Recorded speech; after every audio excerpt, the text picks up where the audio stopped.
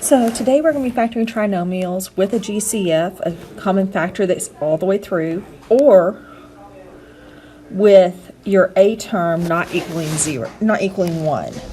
And so these are going to have a little bit more complicated trying to find your factors, and these are a little bit harder to do in your head. It is not impossible to do in your head, but just be careful if you're trying to do it that way that you think about all the alternates and double check your work by multiplying it out. So let's look at this first one. If I was to look all the way through in every single term, what can divide evenly into all three terms? Well, a 5 will divide evenly into all 5 terms. And then, since there's an x in each one, I look for the smallest exponent, and so x to the first, and I am going to divide each term by that. And so 10 divided by 5 is 2. I have 3 x's here. I take 1 out. I'm left with 2. Minus 5 divided by 5 is 1. X squared, and I take 1 x out, gives me just an x. Then my 15x, if I take negative 15 divided by positive 5, gives me a negative 3.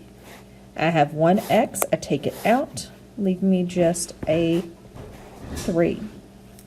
So now I have what my box is going to be. So I'm going to look at and see, for my factors, I'm going to look at 2 times a negative 3, 2x times negative 3, and that gives me negative 6x.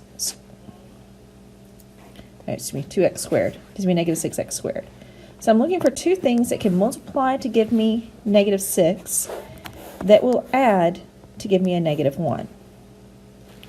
And so if I try negative 6x and a positive 1x, that gives me a negative 5x.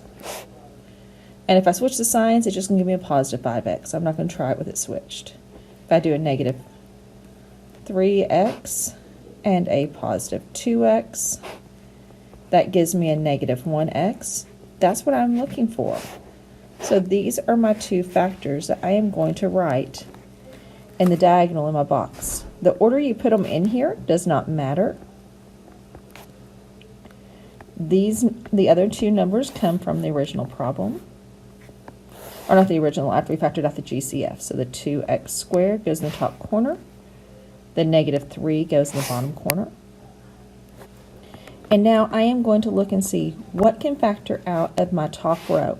What number divides into them both evenly? A 2 does. And I have x squared and x, so my least amount of x's is x. My closest sign is positive, so that's positive. Negative 3x and negative 3, and negative 3 will divide into both of them. I go with negative because my closest sign is negative. Now let's look up. 2x squared and 3x, and x will divide into both pieces. 2x and negative 3, a 1 will divide into both. And the closest sign on both of those is positive, so we kept it with positive. And so we have that 5x that we factored out of all of it, and so that hangs out up front. Then we have our x plus 1, and we have our 2x minus 3. So those will multiply to give me my original problem. Let's do one more. Looking at this, what number will divide into all 3 places evenly? A 3 will. Since your A is negative, you're going to divide a negative 3 into all 3 places. So that's going to give me a positive 8. X squared gives me a positive 10x. And, gives me a negative 10x because I divided by a negative. And that gives me a positive 3. And so I'm going to come over to my side, and I'm looking at the product of my first and my last. So 8x squared times 3, and that gives me 24x squared. So I'm looking for two things that can multiply to give me 24 that will add to give me negative 10. So since I'm having to get to a negative, I'm going to use negatives for both of them. So negative 1x and negative 24x. That doesn't work. So let's try negative 2x and negative 12x. Well, that gives me negative 14. So that's still not working.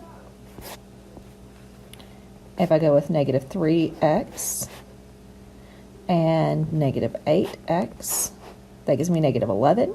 It's not working. Closer. Negative 4x and negative 6x. Negative 4 times negative 6 gives me that negative 24, or gives me that positive 24. Add it together, and that gives me negative 10x. So those are the two factors I'm going to use. I'll go to my chart. And again, it doesn't matter which order you put these in here. And then our original goes in, our, not original, our, what we're factoring goes in each of those two spots. So 8x squared and 3. So looking at my first horizontal, a 2 will divide evenly into both of those pieces, and an x will divide evenly into both those pieces. 4 and 3, a 1 is all that will divide it evenly in, and my closest sign is negative. Now let's look up. So if I look up, a 4 divides evenly into both those pieces, and an x. If I look up, a 3 divides evenly into both those pieces, and the closest sign is negative, so it's negative. So let's go ahead and write what we have.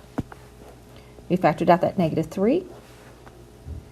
Then we had our 2x minus 1 and our 4x minus 3. So that's our answer. And again, you can check this by multiplying it back out.